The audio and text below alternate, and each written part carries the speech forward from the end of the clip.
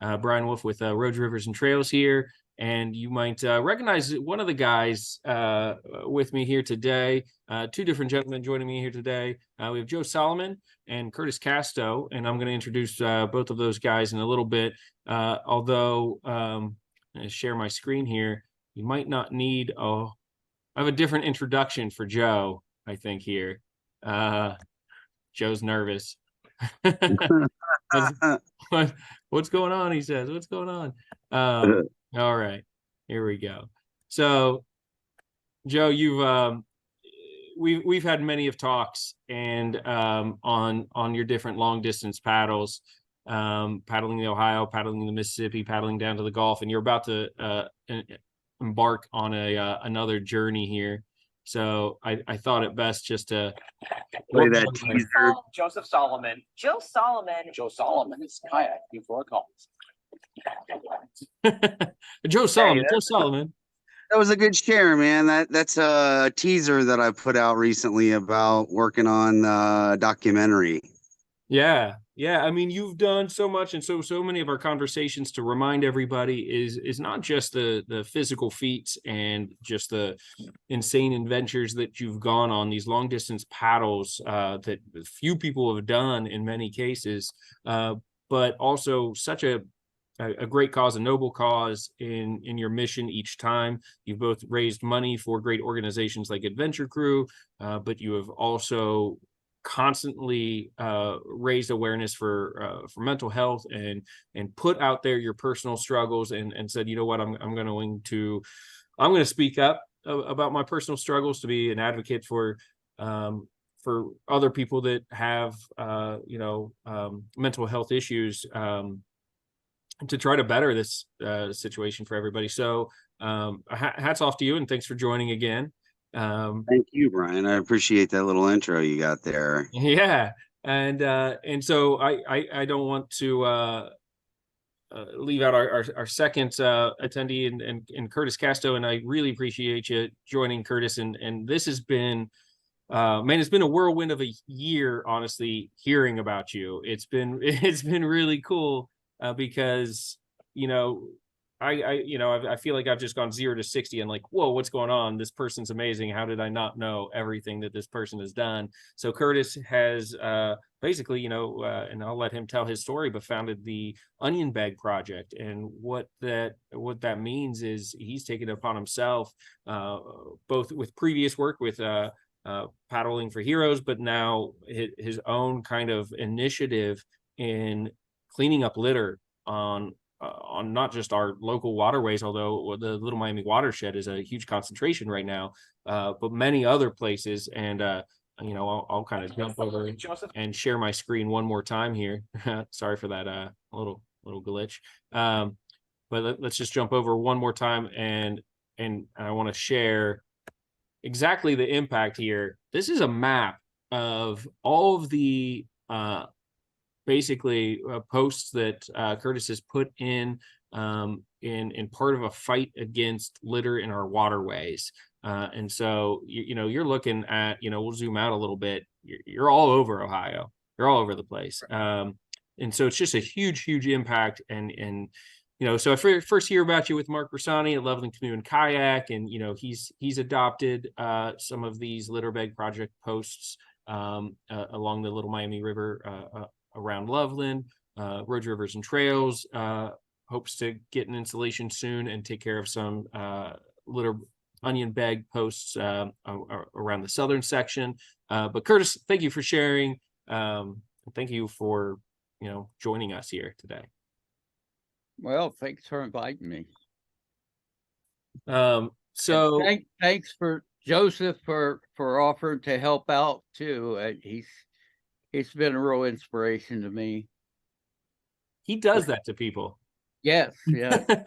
Well, and I think you're an inspiration for people here too. This is pretty amazing. This is just in 3 or 4 short years you've taken on this initiative, and then so Joe finds you guys find each other on the Ohio. I'll let you guys tell that story here in a second. So now, Joe, you're doing another paddle and raising awareness for the Onion Bag Project, and we just want to do our part in getting that word out. So why don't one of you go ahead and just tell the story about how y'all met? Well, I'm laying in my tent and on Facebook, and somehow we got connected, and I said, this guy's only like 300 miles ahead of me. I tried to catch up, but I got sick. You This got is on. flooded out. Yeah, I was way back. I started in Pittsburgh. He started in Cincinnati. So, but I think we started about the same time. Was this 2019? This was last year. This is No. last year's trip. Yeah. Yeah. Last year. And Yeah, last year I had paddled from Cincinnati to the Gulf, and when I launched in Cincinnati, I saw that a friend of mine sent me a thing saying, "Hey, do you know this guy?" And I said, "No, I don't, but I'll message him."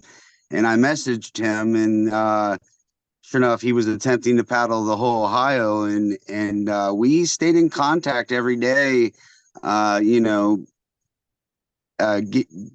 You know, talking about the winds that we had to deal with, and then he had gotten a waterborne illness and had to get off the river. But we've stayed in contact since then because his Paddle for Heroes project that he was working on really sparked my interest. And then he started within the past couple years the Onion Bag Litter Project. And I'm into clean waterways and healthy access for everybody to enjoy the rivers. And he's out there doing this incredible work, putting boxes up at boat launches and at kayak liveries so that people can collect the garbage along the river. And it goes further than that. You can use these onion bags, which I'll show you. They fit in your back pocket. And you can take this with you anywhere you go and reuse them. And I think that's just amazing, the project that he's got going on. And I think this paddle that I start this coming Monday, I will be raising awareness and try to raise some money for his organization, because it's very important that we do keep the waterways clean. And Bryan, that I've been out there with you this year cleaning up trash. Yeah, collecting tires. We're all on the same page there, except for Curtis puts us both to shame on this side of things. I know, dude. I think the guy's paddled more miles than I have in just 1 year. Here I am trying to have a competition of showing off how much I can clean the river, and I'm like, oh, this guy has how many posts? Curtis, go ahead and tell us about the start of this project, how it started, and kind of where you're at now with this project.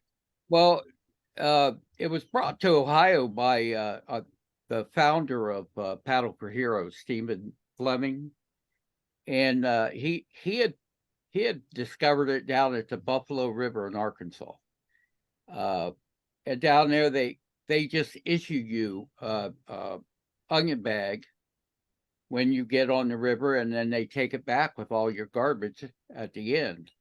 And actually, there are 2 states that I know of that do this on a regular basis. In Missouri, onion bags are free to all the liveries from the state. Same thing in Texas. You get a tube, you rent a tube, you get an onion bag. But Ohio, we're sometimes in some things we're a little bit behind, but we're going to catch up. I seen a post at Paddle for Heroes. They wanted somebody to build a box. Does anybody have any scrap wood? Can you build a box? And I started from there, and that was 3 years ago. And I probably built about 200 boxes, because some of the boxes I built at first were pretty crappy and have had to been replaced. I have a design now. It's on my website that I use, and I make them all about the same, paint them all the same, and install them all the same. That way, you know what to expect when you come up to them. But we started on the Kayaking River, and we covered all the parks on the Kayaking River. We were lucky because all these parks were controlled by the same organization, the Knox County Park District. And we had a lot of support with our director there, and we got all these in. It did reduce the litter. We do a cleanup there every year, and we noticed that the loose litter was going down. So now when they go out to collect litter in September, which they did just last weekend, they get a lot less litter, and they about the same amount of tires, unfortunately, and junk, heavy metal junk. But used to be we would fill a whole dumpster with bags full of litter, but not now. It seems like it's went down about 90% actually. Wow. From what the dumpsters looked like to me on the pictures anyway. But that, I just kept going down the river, then I went up, a friend of mine went up the Tuscaroras River, and I went down to Muskingum, down to Wahalding, and just went from there. Paddle for Heroes didn't want to put in any more boxes that we had kind of overwhelmed them. So I formed my own organization, called it the Onion Bag Litter Prevention Project, which I think that's important, prevention. We want to keep it from even getting in the water if we can. But we also want to get an environment where when people grab a bag and they put their litter in it, you get them in the mindset that if they see litter, they pick it up too. So if everybody could pick up one bag full of litter every time they go out, just imagine. I mean, that's thousands and thousands of people picking up bags full of litters every week. The beautiful dream. We wouldn't have anything to do. I mean, our cleanups would all be moot points, and we wouldn't need them anymore. Yeah, I mean, I think that's a great point for what you're doing, is that this is you started, this is about awareness. You could put the post in, but twofold, you're looking for companies or individuals to help participate in caring for the boxes and filling the boxes. This doesn't fall on any one individual. Just like Loveland Canoe and Kayak is adopting a couple. RT hopes to adopt a couple. If you've got a company or you as an individual want to adopt a box, that's going to be very welcomed, right? And then two, you got to use you use the darn things, right? So this is going to be the idea. We fill these with onion bags, and whenever you come up, you can walk along the river, fish along the river, canoe along the river, kayak along the river, grab a bag, fill it up. These things are great, so they're not going to rip like trash bags. They're reusable. They're reusable. That's why we use them, because when you go over and take a swim in your boat, and it's always when, it's not if, everybody's going to go over and take a swim, your litter stays inside the bag. You're right. And it's orange, so you can see it. And if maybe you don't find it, it's still going to be in the bag. Somebody will find the bag and pick up the litter. When the water will drain out too, my trash bags always get so heavy when you load something saturated into it, so. Correct. And they don't tear up. I think you could probably tie them together and tow your car with it. Maybe. So Joe, how many of these bags are you going to take on this upcoming Mississippi paddle? I think I have about 15 bags that I packed into my dry sack. And try to reuse. If you can dump the trash somewhere, then you could even keep reusing. Yeah. Well, I'm gonna use one to keep our trash in, as well as there's a woman in Louisville that started a project where she collects balls along the river, and if it's like a flattened ball that's ripped in half, it becomes a dog toy, and if it's a real good and decent ball, it goes to a kid. So I'm gonna collect balls along the way if I find them, and then I'll be handing the bags out to the river angels that I have contact with, and have them get their pictures taken with me in the bags. And I'm really excited to go down the river and raise some more awareness for mental health, as well as raise awareness about the Onion Bag Litter Project. Yeah, that's it. That's interesting about the balls you said too. I didn't know you were doing that part of it. And it's funny because people love recreating next to rivers. You go down there, you toss a frisbee, you should collect frisbees too.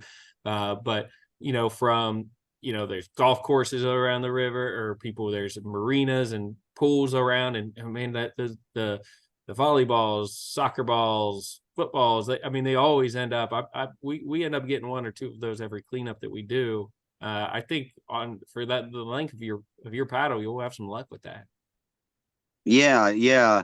I'll tell you what, the lower Mississippi, it flushes itself out pretty well. There's not a whole lot of garbage that's located on the sandbars.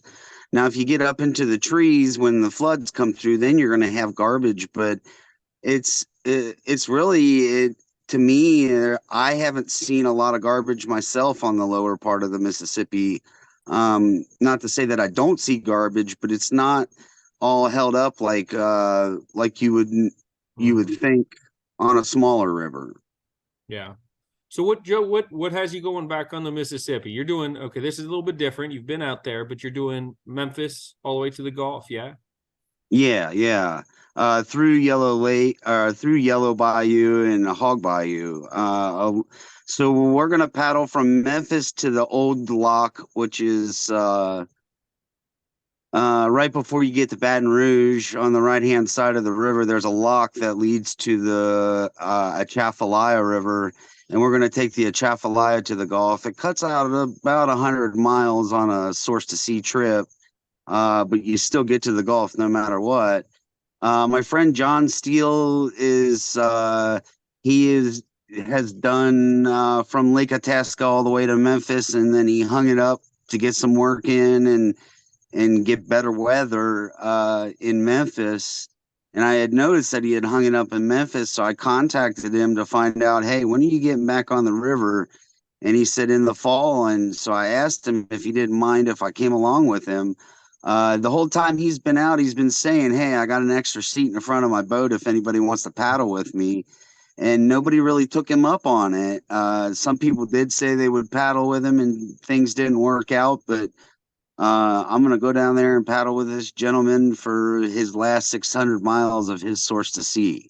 That's awesome. I can tell you, you're always thirsty to get back out on the river. It can, you can only take so long off before that river comes calling you. So Yeah, yeah, for sure. and it's pretty awesome opportunity all around for you to get back out on the river, and you've got experience with that river. Yeah, and I got a lot of stuff going on this year. That's why I didn't choose to do a real long trip. I'm in the process of writing a book right now about mental health and what it's like to live with a mental health condition here in America, and how the system treats people with mental health conditions. And I've also been working on a documentary series, which we want to wait till the book comes out first so that we know what direction to take the first episode of the documentary in, based on what I let out in the book.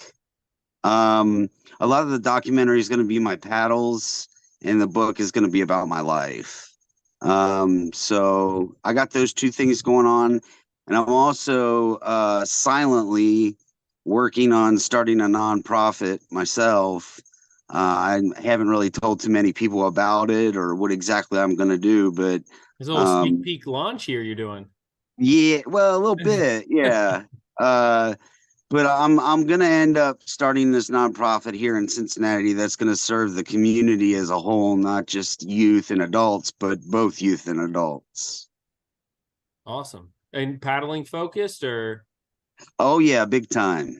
Yeah, I figured it had an element like that. Yeah, getting people outdoors and. Oh yeah, there'll be hiking, paddling, bicycling, whatever people, whatever I can do to show people that there's healing properties in nature, I'm going to go ahead and do it. Well, Joe, you don't stop moving much. And so go figure that you've got all these irons in the fire and some pretty awesome things coming right around the bend. And I trust that you'll keep us up to date on each one of those. Oh yeah. The book and the docu-series releases and things like that. So it's pretty amazing. Continue to inspire people to get out, and it's pretty awesome.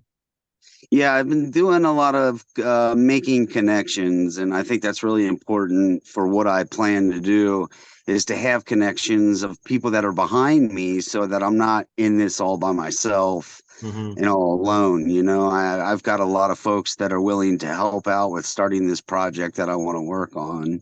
Yeah. Curtis, any plans for some more long distance paddling since the Um, I think I'm going to go with Joe down to Mississippi. What, next year maybe? awesome. The year after, Curtis, and you just let Oh, it out, man. sorry. Thanks Well, for telling everybody. I, I want to do the Mississippi, but I also want to do the Missouri. Yeah. Well, I, those are two rivers that I'm going to be doing within the next 3 years. I think the I, Mississippi in 2025, and then 2026. There's this young woman named Madison that is a steward of all rivers, and she wants to do the Missouri, and so we decided that we were going to do that one together in 2026. I that, didn't tell anybody I was doing the Mississippi in 2025, though. Thanks for getting it out there, brother. sorry about that. I love that I'm That's getting okay. all of these like this breaking news, right? Like the first you heard it here first at RRT. Yeah. Yeah, this is where we find things out first. I would like to go paddle like down to Mississippi and then around Florida in the intercoastal waterway. I used to live in Georgia on the intercoastal waterway, and I know that a lot of those bays are sort of rough to get across, but if you have the right kind of craft, I think it'd be a lot of fun. Yeah, And you- Chris, what I love that you were sharing with your story is that you've really only been a avid paddler for about 4 years or so now. but when COVID started, when COVID started, I was 110 pounds heavier, and I was a serious diabetic. I was probably 3 years from needing dialysis, and so I lost the weight. I'm hardly even considered a diabetic anymore. My kidney function is back up to normal. So, and I used to walk with a walker. Wow. I had to walk with a walker to walk over 100 yards. Now I can put a canoe on my back and walk a mile. Right. That's So, remarkable. And you're talking about going down to Incredible. Mississippi and intercoastal and yeah, what you yeah. can I do and how mean, much you could change. I started 4 summers ago in a inflatable Intex kayak, and I would go out and do a mile and 2 miles a day and 3 miles a day, and I got up to like 10 miles a day that first summer when I was really losing the weight. And then the next year I got a little better kayak and just kept going. This year I did, because of putting in all these boxes everywhere, I haven't had as much time to do long distance. So I'm down about half of what I did last year. But Don't make me go back to that map. You've done enough work. You're allowed to enjoy well, yourself too. well, yeah, I agree. But now, most of that map is proposed, the future, but there are 1,200 canoe and kayak accesses in Ohio, and we've done almost 100, so we have 1,100 to do, and we plan on doing those in the next 2 years, Wow. 2 to 3 years. So we're looking at a budget of around $100,000. We also have other projects going though with that. I mean, it's not just the boxes. it's the livery owners too. We try to sign up livery owners. We give them 100 bags. We say, here, give these out when you rent a kayak, and collect them back up. Some of the livery owners have come up with some really inventive ideas where if you bring back a whole bag of garbage with you, you get $5 off your next rental. So we give bags away that way. We're also starting next spring by we're going to go along the banks of the rivers with I have a lot of young ladies that want to help me out, and they're going to go hand fishermen bags along the rivers so they can collect up their garbage.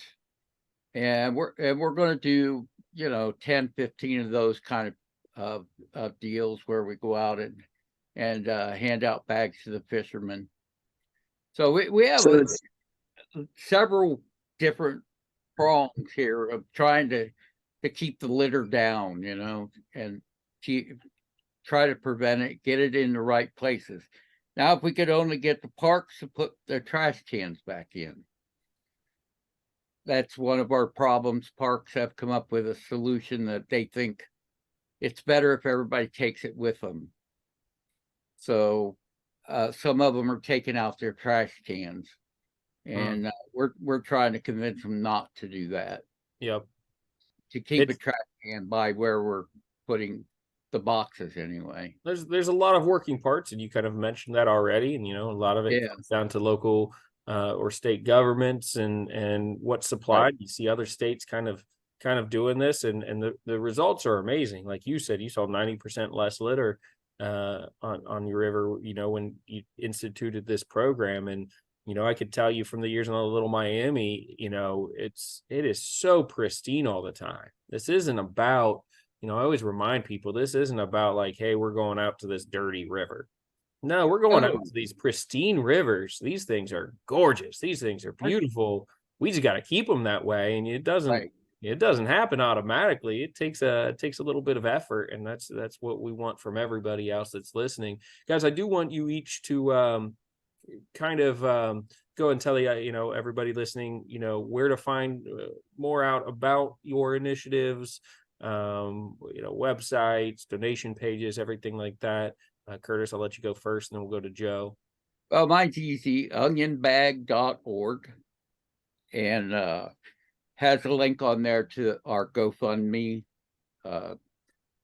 We just got started, so we just have a GoFundMe. I don't have it on the Facebook yet, but hopefully soon I'll have a button on there that I can help you with that. Yeah, I just got to get registered with that Meta.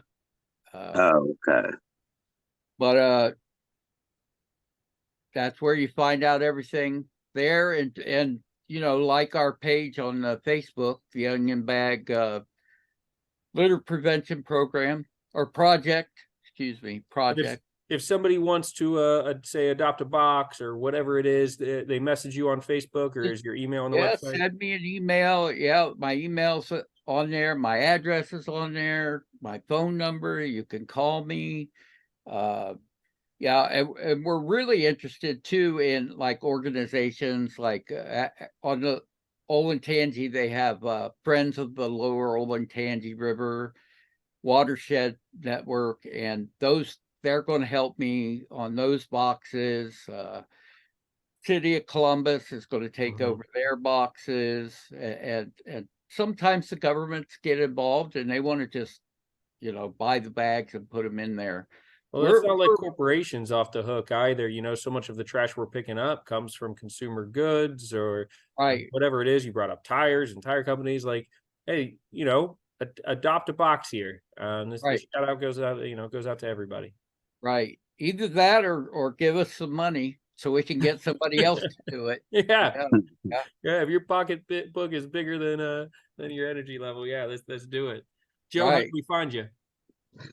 Okay, I'm gonna make sure I put a link into the Onion Bag Litter Prevention Project.org on my page.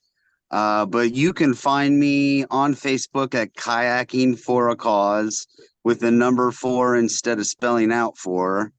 It's Kayaking for a Cause. I do also have a website that I just started, which I'll be doing blogging in along this journey that I start next Monday.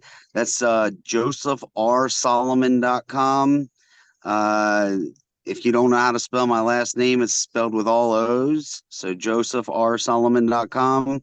And then you can find me on Instagram as well at Kayaking for a Cause with the number 4, or TikTok is Kayaking for a Cause as well. You stay busy with all those things. Oh God, I'm getting tired of it. I don't know how much I'm going to do with the TikTok, but yeah, I'm out there paddling, running a Facebook page every single day. My phone's usually dead by noon, and Right. It's a whole nother job, right? yeah. But it's such an important element of what you do because, again, I said it in the beginning, but your message is on point and needs to be heard. And then just the inspiration and the information. Let's say the people you can get signed up for a big adventure and say, hey, you know what? I can do that. I didn't even know people did that. I didn't even know that was possible, that people would, paddle, source to sea. That's crazy. Okay. Cause there's not a lot of people that think about things like that. And what an amazing opportunity. It can be done. It is done several times by you. So, and you're great at sharing, not just your overall messaging, but the process. I think you are a wealth of knowledge on paddling and how to do big trips like this. So Really a labor of love for me. I am all about raising awareness for mental health, and whatever I choose to do, be it in a kayak, canoe, on a jet ski, whatever I want to do to get that word out and get people engaged in talking about it. That's what I'm going to do. And I'll keep doing it, and I don't have a problem with it. it's awesome. Guys, I'll let you, any final thoughts you want to get out there to everybody? Well, I'd just like to say, you're never too old. I didn't start this till I was 64 years old. So, you're never too old. Get out there, go. I mean, sometimes I feel like a kid with some of the people I go out with because they're a lot older than me even. And you get with the nature, and it's a whole different world. It's beautiful. Absolutely. My final words are donate to theonionbag.org while I'm out on the river for the next 20 days. Yeah, there we go. That's awesome. Guys, I really appreciate it. Thank you. I look forward to following, both of your journeys, both the progress with the Onion Bag litter prevention program, and of course, Joe Solomon with your paddling endeavors, and wish you luck along the way. How many miles and how long are you going to be out? About 600 miles, and we're thinking somewhere between 15 to 20 days. Yeah. That's a cakewalk for you, right? Yeah, a little bit. Yeah. 600 miles isn't too bad. That's kind of a warm up, so I'm probably going to be pretty upset by the time I'm done with it because there's not much paddling left to do up here this time of year. So what do river conditions look like for this trip coming up? The water is very low, but if you stay in the middle of the channel, you can go pretty quick. You just got to watch out because there are a lot of barges that are hung up or not even able to get up the river. So Wow. it's going to be like dodging barges type deal, but I think it'll be a lot of fun. The guy that I'm paddling with is a fun guy anyway, so I think we're going to have a good time. Yeah. Well, best of luck to you, guys. I'll chat with you a little bit more after the call, but guys, everybody, check out their initiatives, follow them along the journey, and we hope to catch up with the both of you again soon. We appreciate it. Thank you.